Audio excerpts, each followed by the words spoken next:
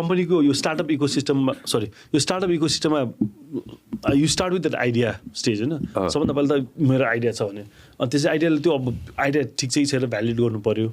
अनि त्यसपछि बल्ल देन युआर लाइक अब यो आइडिया ठिक छ कि मैले प्रडक्ट बनाउनु पऱ्यो वा सर्भिस हो नि अफिस सेटअप गर्नु पऱ्यो मान्छे ल्याउनु पऱ्यो त्यो बेला कि आफ्नो राख्नु पऱ्यो which they call bootstrapping होइन and you go to friends and family अब त्यो बुट स्ट्र्यापिङभित्रै पऱ्यो कि आफ्नै नेटवर्कभित्र अब त्यसपछि अब यो प्रोडक्ट बनाइहाल्न पनि अलिक एक्सपेन्सेस होला अलिक धेरै पैसा चाहिएला त्यो बेला that's when you go to an angel investor sort of person to say मेरो यो आइडिया छ मैले यस्तो प्रोडक्ट बन्दै छ this is the rough idea of what is gonna be and I think it's gonna sell great होइन and I think it's gonna sell to this people but I have not sold yet भने so this angel will be like ल ठिक छ म अलिकति हालिदिन्छु you make a first one you make a first sales and then will see होइन अनि त्यसपछि that's where the venture capital comes in so venture capital पीमा slight difference is basically timing र रिस्क एपिटाइटको विच आई थिङ्क पुरानो पोडकास्टमा पनि भएको थियो सो अब स्टार्टअप इको सिस्टममा venture capital is very important and we have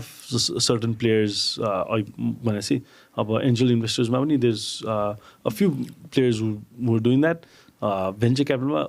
अलिकति छन् अब अहिले आएर जुन हाम्रो एसआइएफ अप्रुभ फन्ड्सहरू छौँ we are all later stage. So Series B, where they've already probably raised proved money. Probably. They already have a product. They're already selling, but they need that jump. Or even I say then to all ठुलो capex चाहिएला अलि marketing scalability त्यो सबको लागि चाहिँदा चाहिँ then that's where we come in. अब